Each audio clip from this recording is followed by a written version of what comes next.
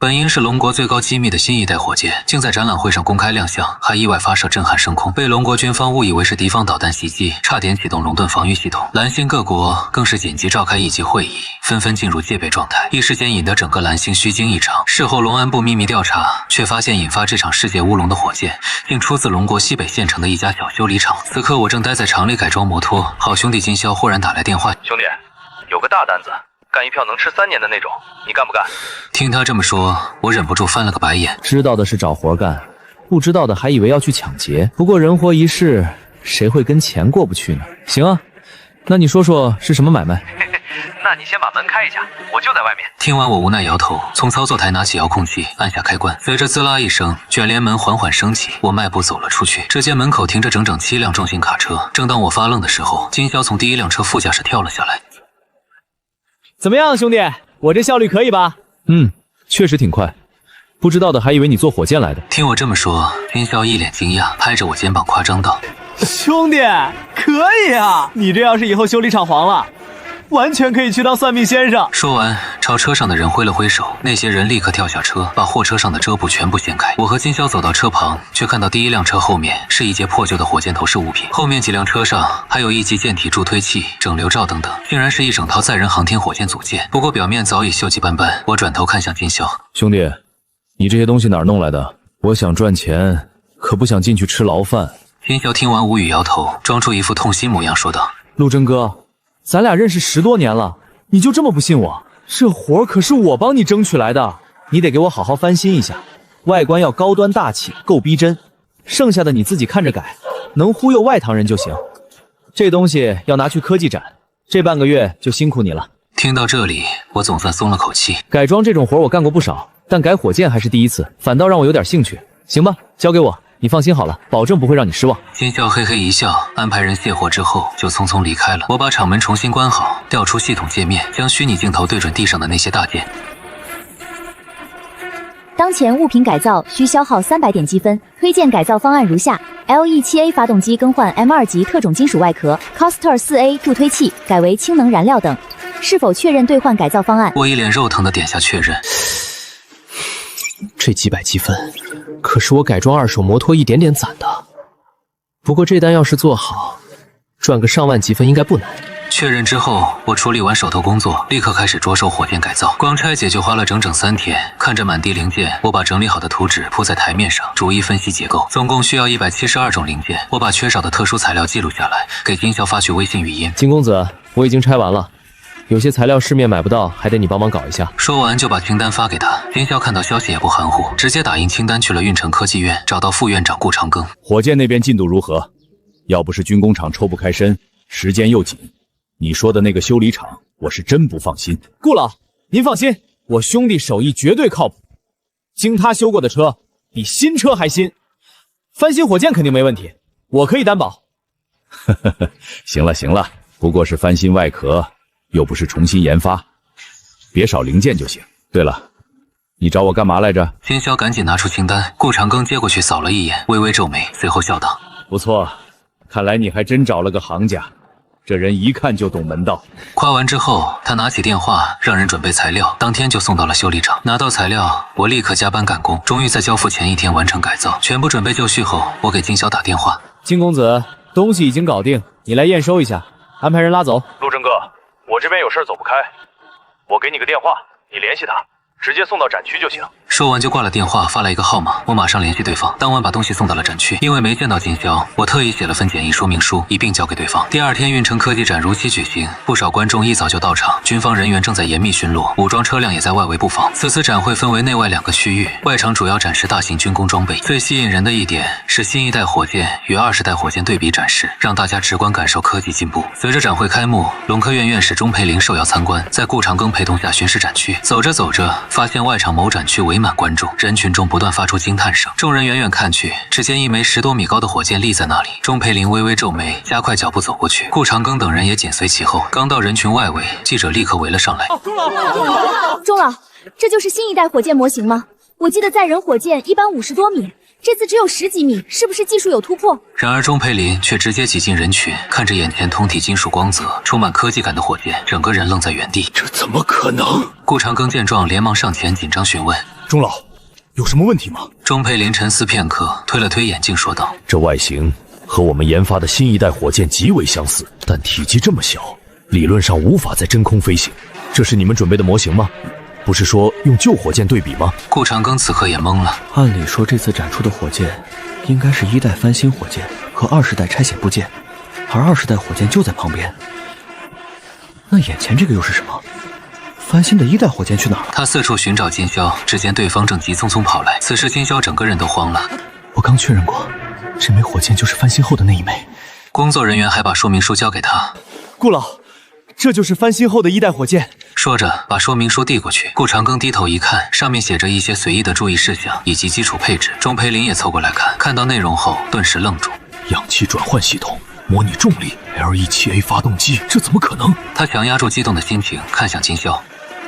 这东西从哪儿来的？金宵挠了挠头，有些不好意思地解释道：“是我兄弟弄的，他负责翻新，可能是开玩笑。”听到这话，钟培林露出一丝失望，随即苦笑：“确实不可能是真的，自己有些想多了。”顾长庚则板着脸训斥金宵：“你怎么搞的？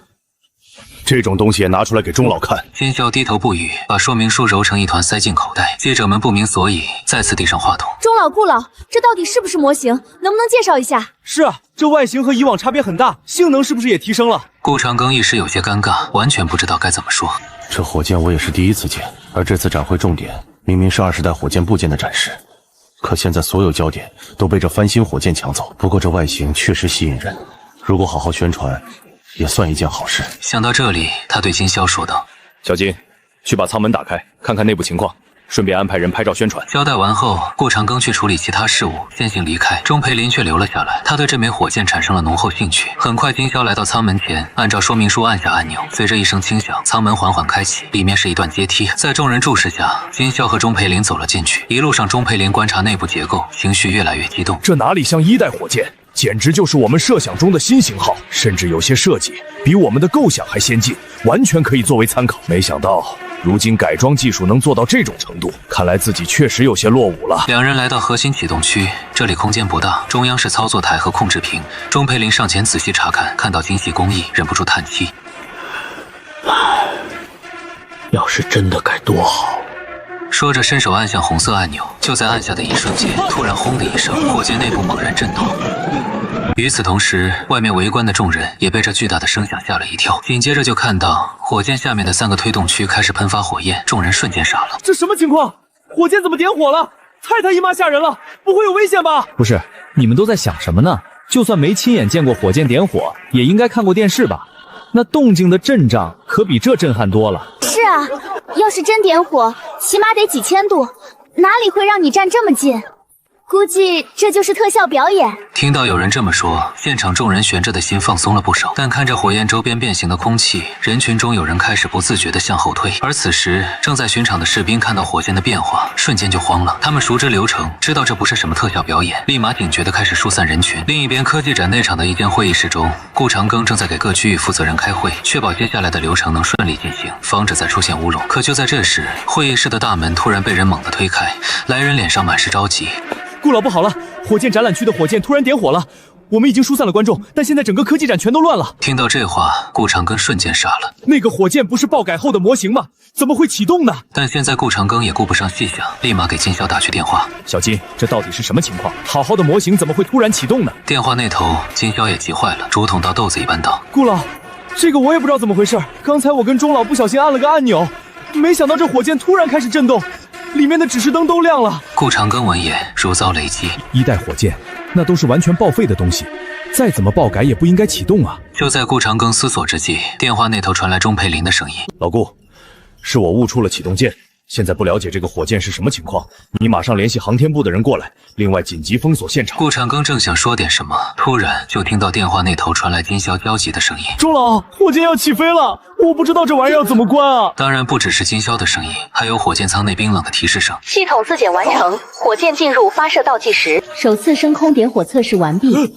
正在进行全系统检测，预计起飞时间1分钟。这一次，所有人都有些慌了神。顾长庚也顾不上别的，立马安排人将所有观众疏散，让军方接管，拉起警戒。同时又通知了航天部的人过来，一口气安排好一切。顾长庚再次拨通金宵的电话：“小金，你快问问你朋友，看看这个火箭到底什么情况。”顾老，我打了，没人接啊！正在两人说话之际，舱内一道道电子音接连响起。推重比计算中，真空推重比 AW 500K 按，非真空推重比 AW 1400K 按，燃料推动时间120小时，氧气制造可持续时间200小时。听着一个个数据，顾长庚眉头紧蹙。现在龙国顶尖真空推重比也就200出，500 NK， 这怎么可能呢？非真空推重数1400，那就更离谱了。火箭机身机体怎么可能承受得了如此速度下的高温？还有什么所谓的燃料计算，推动时间120小时，根本就是不可能的事情。想到这里，顾长庚不由得猜测道：“钟老，这数据不像真的，会不会是特效做得太过逼真？这火箭根本不会发射呢？”钟培林此时脑子也有些发懵，这火箭的一切表现都太像真的，唯独数据这块我也怀疑，想不通，实在想不通。可这时1分钟时间到了，舱内响起沉重的倒计时声音：升空倒计时10、9、8、6、5、4、3、2、1，开始升空。随着这道声音落下，顾长庚就听到外面响起巨大的轰鸣声，就连科技展内场的大楼也跟着开始微微颤抖。顾长庚忙跑到窗户边，拉开窗帘，正好看到外场的情况。就见火箭下端的喷口喷射出白色火焰，周围也渐渐升起灰白色的烟雾，火箭开始缓缓离开地面。巨大的轰鸣声响彻整个运城市，所有人都呆呆地看着眼前的一幕，心中唯有深深的震撼。金宵这边已经吓得整个人都麻了，钟培林则是又喜又惊。没想到这枚设计超前的火箭竟然是真的。可是我虽然参与了多枚火箭研发，但我不是宇航员啊！就在这时，舱内再次响起冰冷的提示音：起飞完成，高度攀升中，高度3000米，检测正常，高度8000米。检测正常。仅仅几秒钟的时间，火箭就攀升上了1万米高空，这种速度已经可以说是恐怖。钟培林此时已全然忘记了自己的安危，完全沉浸在火箭升空速度带来的震撼中。这个速度至少领先世界30年啊！金宵听到钟培林这话，也是彻底傻眼了。不是说好就翻新一下，改外观的吗？这领先世界30年的火箭是什么鬼？金宵心中有1万个问号。此时会议室里，航天部的副部长汪振邦也带人赶了过来，第一时间通过卫星实时探查火箭情况。看到火箭已经突破音速，所有人都麻了。20代火箭进入超音速的时间是在6分35秒，而这艘不知名的火箭几乎是在升空的瞬间就能突破音速。在场所有人呼吸都急促了起来，但同时也深深的担忧。顾长庚看向还处在震惊中的汪振邦，忙开口道：“快打开无线电试试。”看看能不能连接到钟老他们。火箭舱内，钟培林和金宵也正在想办法跟地面联系，却不知道该怎么操作。这时，金宵突然脑中灵光一闪，忙将自己揉成一团，揣进兜里的说明书拿了出来，跟钟培林一起细看起来。很快，两人根据上面的指示方法，成功跟顾长庚取得了联系。无线电接通的瞬间，顾长庚便迫不及待地开口道：“钟老，小金，你们现在怎么样？有没有生命安全问题？”闻言，钟培林和金宵两人对视一眼，两人都是毫发无伤。钟培林沉吟了片刻，开口：“老顾。”这枚火箭比我们想象的要超前，我跟金宵两人在舱内，感觉就跟在地面的一模一样，身体没有任何不适。听到无线电里传来钟老的声音，会议室里众人都松了口气，同时心中的惊骇再次加剧。运载火箭点火升空，宇航员会经历一系列身体极限挑战，更何况钟培光他们没有经过专业训练，更无专业配置，这火箭舱内究竟运用了什么超时代的科技？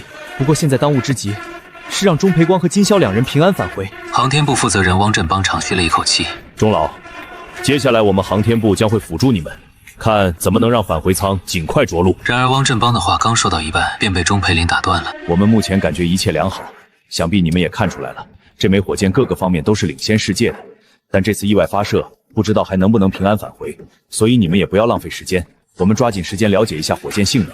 这怕是唯一也是最后的机会了。会议室里的众人瞬间红了眼眶。目前这枚火箭的信息，所有人都不了解。钟培林此举无疑是用生命在做测试。顾长庚冲到无线电前吼道：“可是如果这枚火箭没有应对突破卡门线的措施，你们是有生命危险的。”然而钟培林却是轻轻叹了口气，沉吟了片刻道：“我不畏惧牺牲，我害怕的是看不到科技的进步，而且你们也看到了这枚火箭的速度，我什么都来不及了。倒不如用我最后的时间来留下一些宝贵的试验资料。”就在众人沉浸在悲伤中时，一直没说话的金宵突然开口道：“钟老，说什么呢？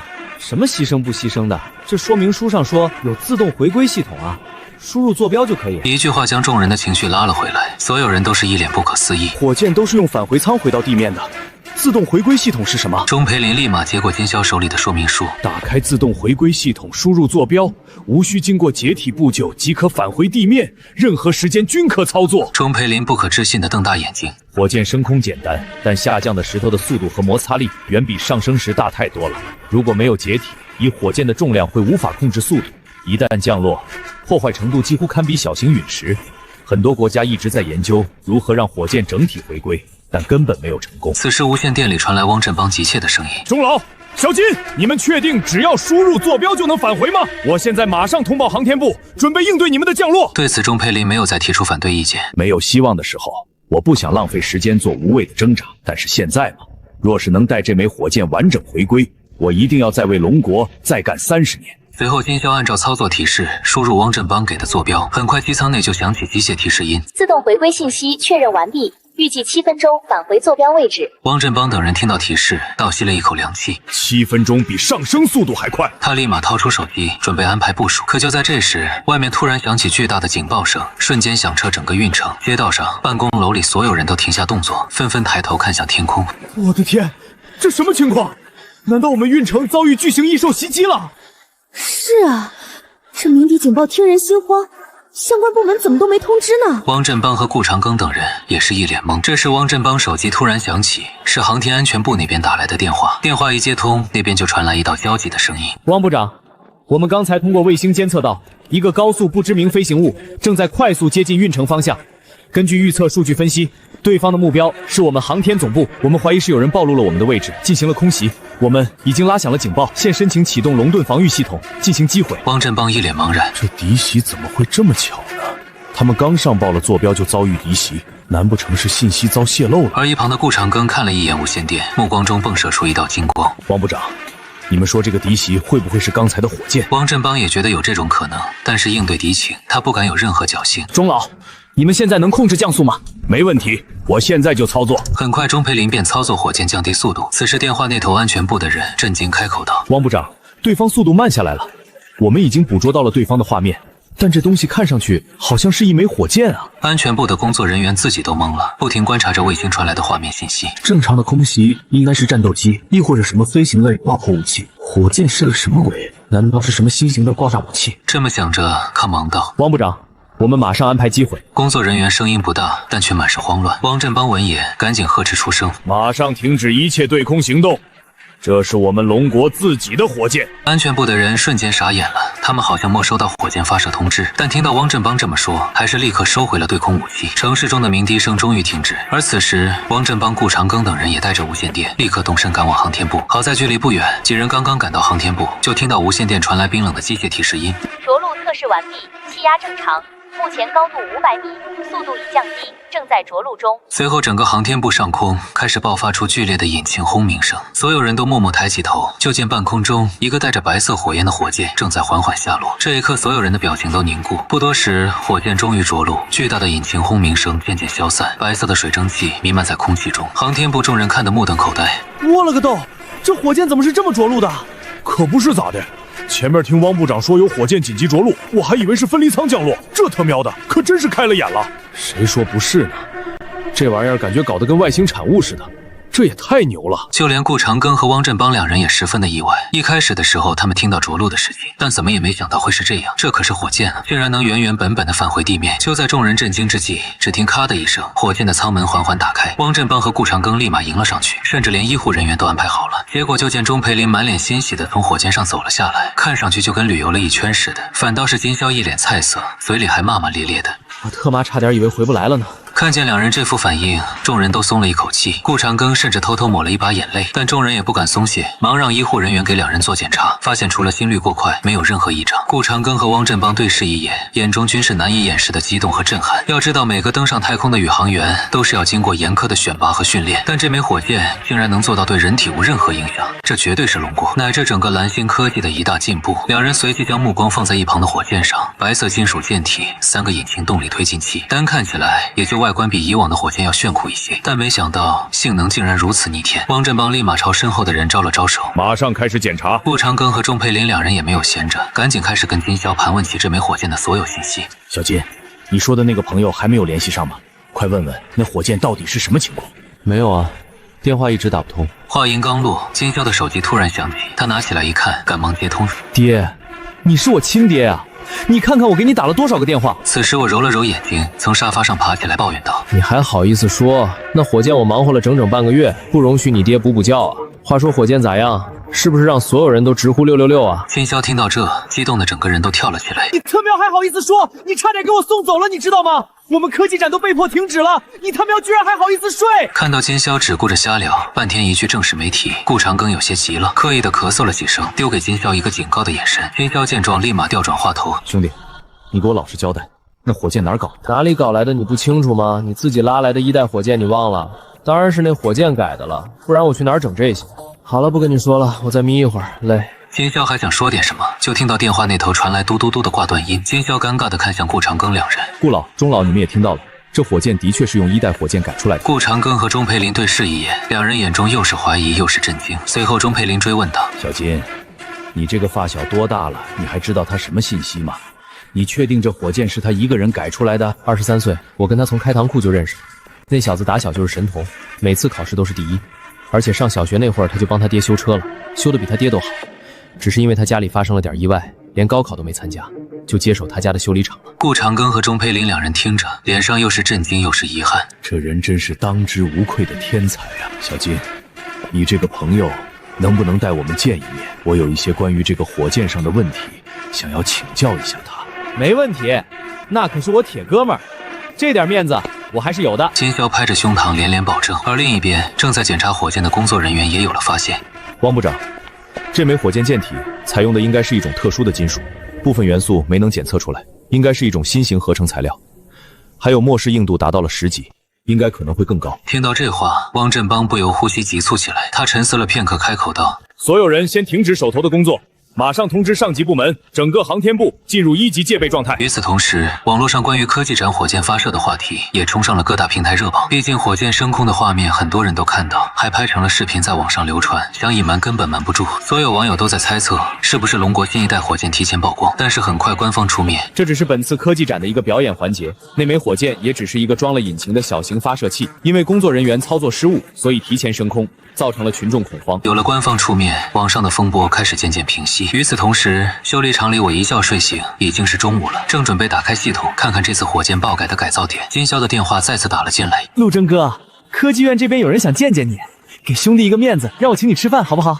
行，那你过来吧。金霄见我答应的这么痛快，又是亲爹又是义父的喊个不停，还说要当面跪拜。其实在火箭改造的时候，我就已经猜到了科技院那些家伙不可能不心动。不多时，10几台 H9浩浩荡荡排成长队，驶入了运城下辖的县城。虽然看起来低调，但却隐隐透着不简单。车队停在修理厂门口，引得路人纷纷侧目。我一脸无语的附额叹息。金公子，不就吃个饭，至于这么大排场吗？金霄看着身后的车队，笑得一脸喜气。谁说不是嘛？我也觉得没必要，但上面说你现在是国宝，必须保证你的安全。随后我跟金霄到了航天部，吃完饭后几人回到了会议室。汪振邦有些小心地询问道：陆征同志，我们能不能破解关于那枚火箭的信息呢？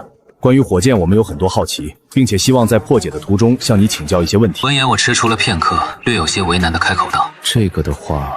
不等我将话说完，汪振邦便迫不及待地开口询问道：是不是有什么保密科技？倒不是因为这个，而是因为我感觉你们破解不了。听到我这话，汪振邦等人都懵了一瞬，随即反应过来，笑道：陆征同志，你不用担心，我们有龙国最先进的科技，破解难度并不大，是因为这枚火箭是你改造的，所以想经过你的允许。听到汪振邦这话，我也不好再说什么，当即点头答应下来。随后汪振邦满脸欣喜地朝外面走去，顾长庚也兴冲冲地跟上，唯独钟培林留在了会议室，跟我探讨一些科技知识。航天部外围广场，众人接到汪振邦的通知后开始行动，可不过片刻后，便有人满脸愁容地走了过来。汪部长，这个引擎的大小比龙国20代火箭引擎小了一半，并且我们无法破解引擎的最大动力，甚至无法拆解。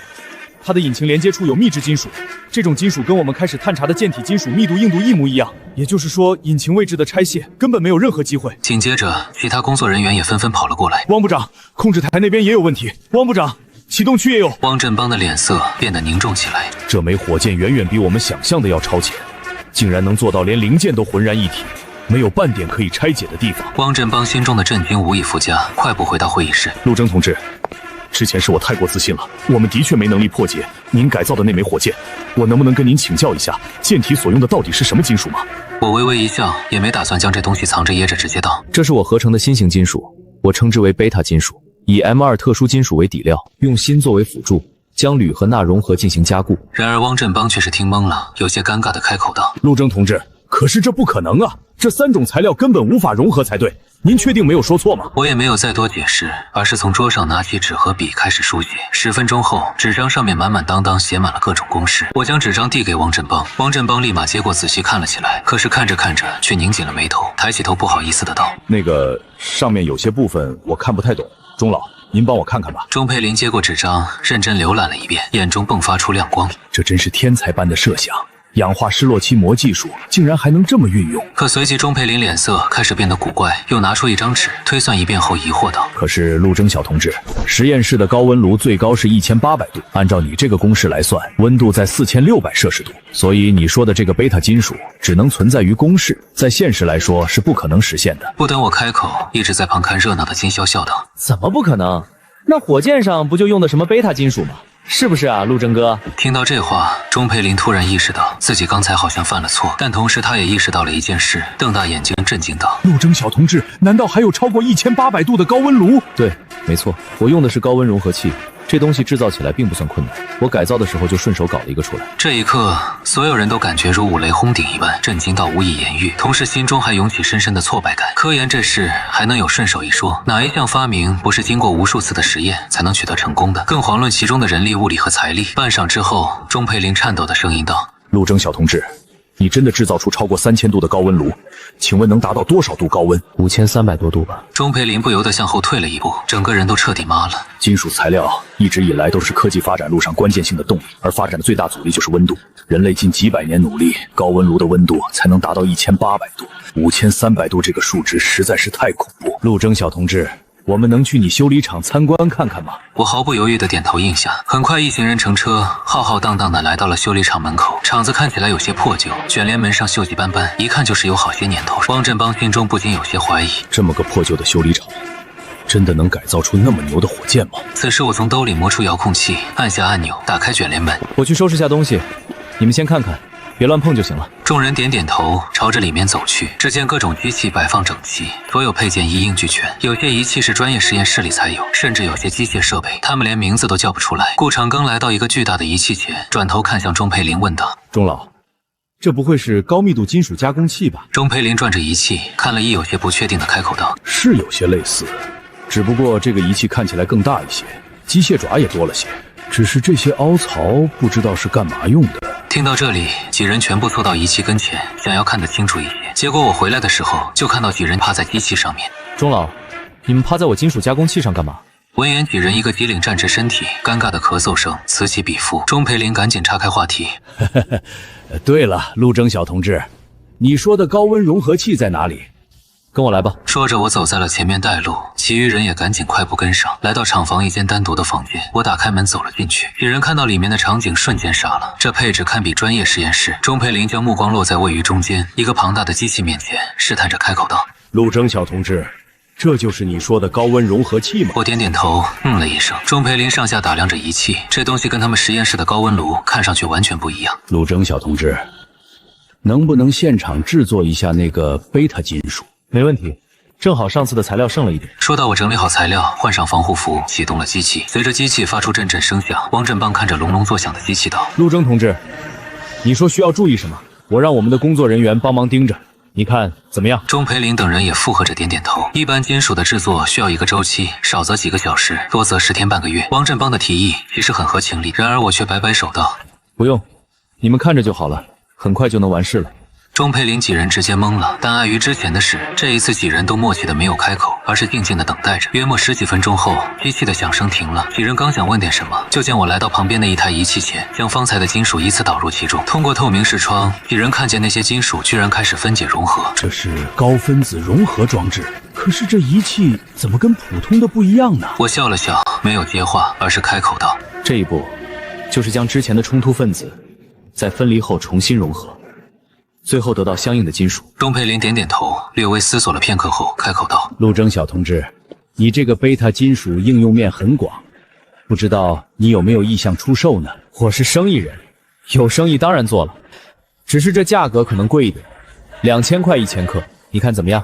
你们也看到了，我这个厂子都是好几年前的东西了，门头都没钱修，每天都入不敷出的。话说到这里，一旁的金宵暗暗朝我翻了个白眼，心里暗道：哥们儿，改火箭刚给你100万，这叫入不敷出。然而钟佩林却是激动的不行，当即握住我的手道：陆征小同志，真是大义呀！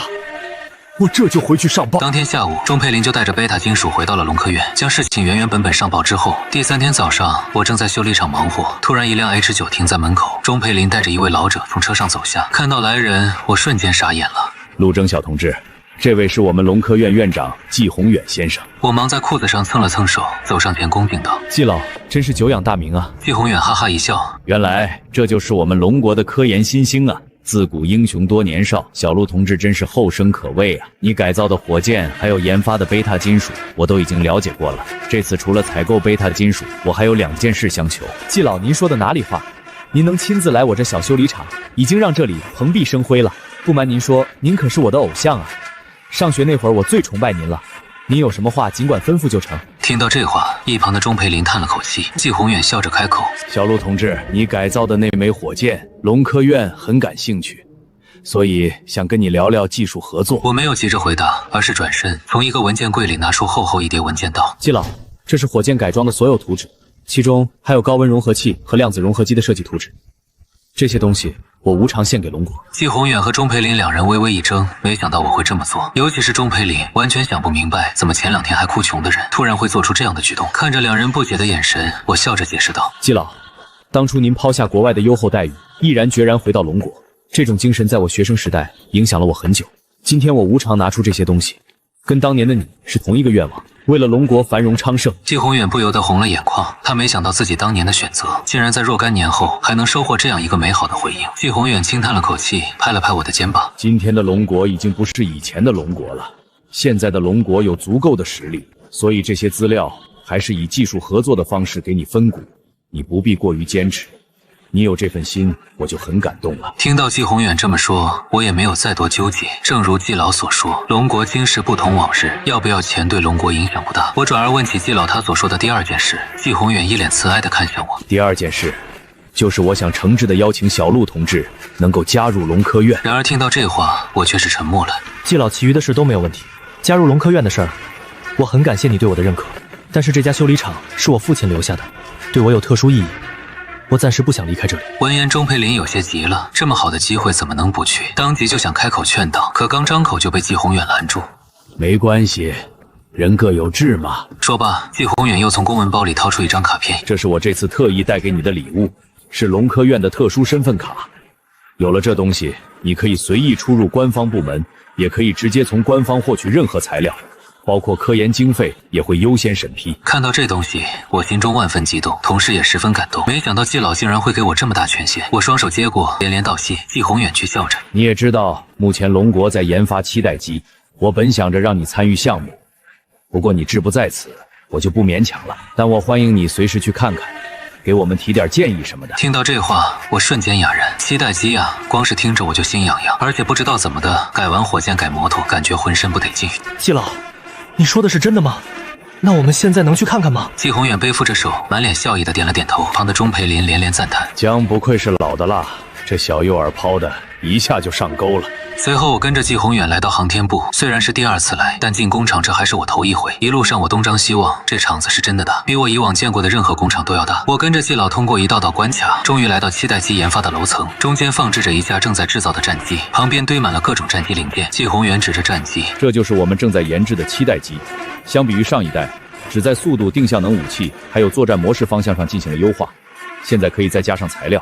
以你的眼光来看，还有哪些方面可以进行提升或优化呢？我沉思了片刻，转头看向季宏远。季老有没有关于这架战机的图纸？季宏远没有丝毫犹豫的点点头，带我来到一间加密的科研室，里面满满当当摆满了有关战机的资料。我拿起其中一册，开始坐着翻看起来。季宏远没有打扰，而是轻轻掩上了门，走出了房间。直到夜色笼罩，我堪堪浏览完了战机的主要资料，长舒了一口气。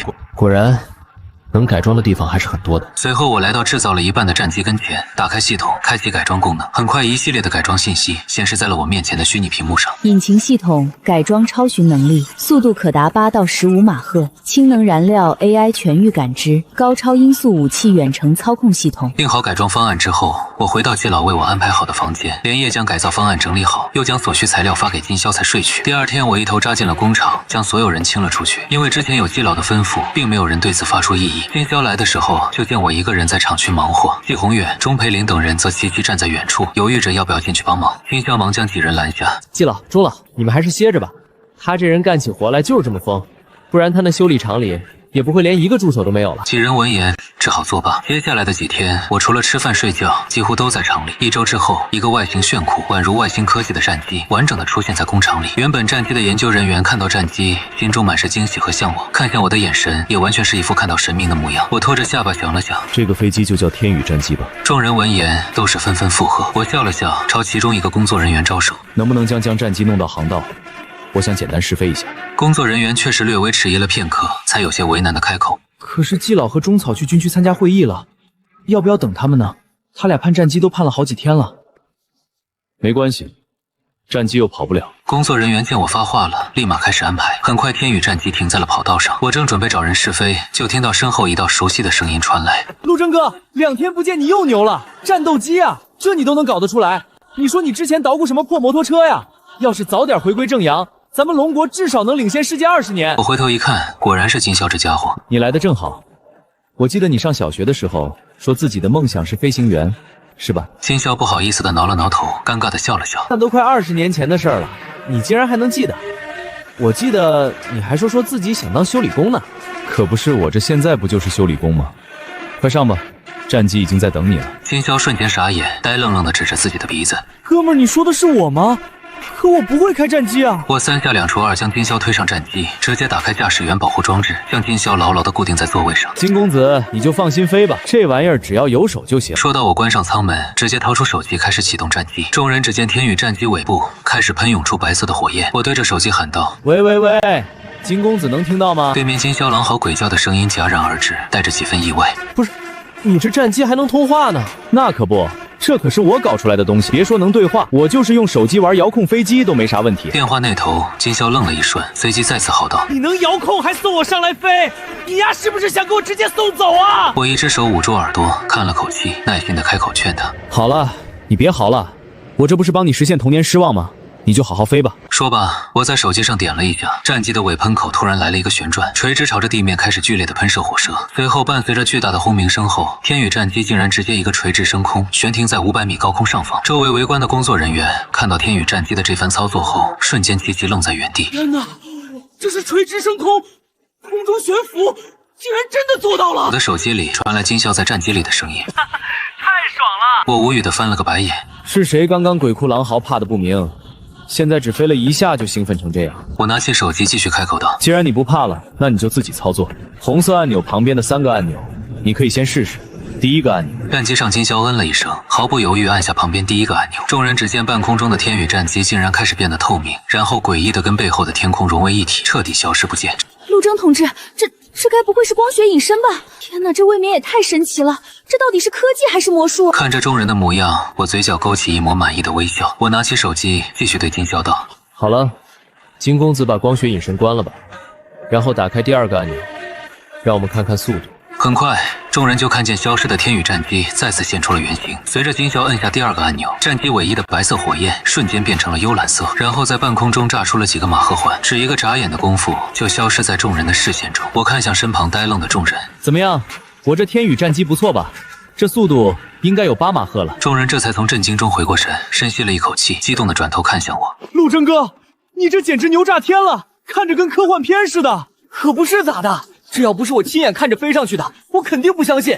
这战绩一出，整个蓝星都没有能打的。陆真哥就是我偶像啊！听着众人一口一个陆真哥叫，我心里美滋滋的。可听着最后一句话，我突然想起什么，转头看向众人。对了，你们这边的战机都在哪里做火力测试？陆真哥，火力测试都是要去军区那边，而且还要提前打报告才行。几人正说着，突然我的手机响了，一看竟然是钟培林打来的电话。我一接通电话，就听到钟培林焦急的声音：“小陆，你们是不是在飞战机？”听到这话，我心中一个咯噔。前面光顾着展示光学隐身了，竟然忘记开雷达隐身。以天宇战机的速度，肯定是飞出试飞区域，被有关部门给逮住了。不好意思，钟老，是那架战机已经改装好了，今天就拉出来飞飞。可能是在试飞时超出试飞区域了。电话那头，钟培林显然松了口气，而后略带严厉的道：“你们也太不小心了！现在马上让战机飞到军区，你也跟着过来。你知不知道，你们差点可是捅了大娄子了。”挂断电话，我想了想，冲着手机道：“金公子，军区那边说这架战机来得太棒了，他们也想亲眼看一看。你先过去，我随后就到。”金宵一听，顿时乐了：“这可是争脸面的好事儿，好兄弟，够意思！这个时候还记得托举我一把。等着我，这就把战机开过去，好好接受一下表扬。”说罢，金宵开着战机就往军区去了。我跟着航天部的工作人员也登上了直升机。而此时军区内，季老、钟培林以及军区一把手王占军正一脸阴沉地等在原地。几人心里已经想好了待会训斥人的副稿。前面整个军区雷达接连报警，显示有一架身份不明的战机越过军区上空空域。他们原以为是敌袭，差点启动的对空导弹将其击毁。后来却发现这架战机在航天部上空盘旋。钟培林这才想到，是不是航天部正在改装的那架战机？但不管怎么说，不打报告就跨区域飞行，这简直就是胡闹嘛！就在这时，金宵开着战机来到军区上空，众人瞬间就傻眼了。这才刚打完电话，战机就到了，这速度未免也太快了。就在众人震惊之际，就见战机在100米上空突然一个悬停，紧接着放慢速度，直直停落在几人面前。所有人都惊得目瞪口呆，甚至有人揉了揉眼睛，确定自己没有看错。这时，金宵兴冲冲地跳下战机，朝着几人夸道：“怎么样，各位领导？这战机是不是贼拉炫酷，贼拉帅？”季老和钟培林忙上前拉住金宵：“这架战机就是陆征改出来的，这垂直降落和空中悬浮究竟是怎么一回事？你倒是说说，这战机速度有多快？等等，你又不会开战机，这战机怎么是你开过来的？陆征人呢？”金宵听着二老你一言我一语：“金老、钟老，你们别急啊，这战机就是陆征改造的那一架，速度嘛，刚刚能达到12马赫。”极限速度我也不知道。一旁的王占军听到12马赫这个数字，整个人如遭雷击，也顾不上几人叽叽喳喳说什么，径直来到战机面前，围着战机转了一圈又一圈，眼中的亮光几乎汹涌而出。原本要训斥金宵的话，也全部忘得一干二净。不多时，我也乘着直升机到了军区，看到众人围着金宵的样子，一时摸不着头脑。不是说捅娄子了吗？现在这是什么情况？就在这时，季老将我拽到一人跟前，这是军区的王总司令。王占军见我来了，直接便开口：“陆征同志，我想知道这个天宇战机的火力值如何？”果然是部队上的人，一张口就是关键性的问题。战机就在这儿，你们试一试不就知道了。王占军连连点头，随即招呼人立马安排火力测试。金宵再次爬上了战机，将天宇战机悬停在半空中，按照王占军的指示，对准了东方位一个6公里外的山头。嗖！随着一声响，一枚火红色的炮弹从战机发射而出，声音宛如虎啸龙吟。紧接着，炮弹直直撞上远处的山头，一声巨大的声响响彻天地，强大的破坏力，哪怕相隔甚远，依旧能感到震动。巨大的蘑菇云就这样直冲云霄。等到烟尘渐渐散开，整个山头都被削去了大半。狂风携带着高温拂过所有人的面庞，众人心神大震。王占军一脸不可思议地看向我：“这是核弹吗？”在众人如临大敌的目光中，我摇了摇头：“大家放心，这不是核弹，就是我改造的一个炮弹而已。”然而王占军还是有些不敢相信，立马拨出一个电话：“马上去调查一下武器实验区域，看有没有放射性物质，记得做好防护措施。”见状，我也没有再急着做解释，反正说了也不信，倒不如让他们自己先调查。片刻后，王占军的电话响了。报告首长，武器实验区域未检测到放射性物质。王占军和在场众人都松了口气，但同时心中也万分疑惑。那可是一座山啊，就这么被一炮轰平了。季老转头看向我：“小陆，你这个炮弹到底什么来头？这个威力太恐怖了。”季老，我只不过是提高了火药浓度，然后加入氢元素进行扩大，最后用特殊金属将其压缩了而已。这么一枚大概有30吨 TNT 的威力吧。现场所有人倒吸了一口凉气，一众科研人员脸上写满了震惊与恐惧，而王占军却是激动的心潮起伏。小陆同志，这个炮弹能装载多少枚？是否可以量产？当然可以啊，这架战机里面目前有8枚，总共可以装载70枚。一旁的季老、钟培林等人脑子已经彻底乱套，一枚30吨，70枚就相当于2100吨 TNT 的威力，简直骇人。此时王占军继续开口：“陆征同志，这个天宇战斗机还有什么特殊能力？”闻言，我歪着头想了想，随即伸出手指掰着数着数：引擎、机身材料、中控，也就这些吧，就略微改动了一下。旁边的人越听越骂：光学隐身呢？空中悬停呢？垂直起降呢？这都不算吗？真是让你装完了！震惊过后，所有人齐齐看向我，目光中带着激动和向往。一枚超级火箭，一架超级战机，足以撼动整个蓝星，让世界都为之侧目。而眼前的年轻人才不过20来岁，有这样一个天才，龙国势必会再次屹立蓝星之巅。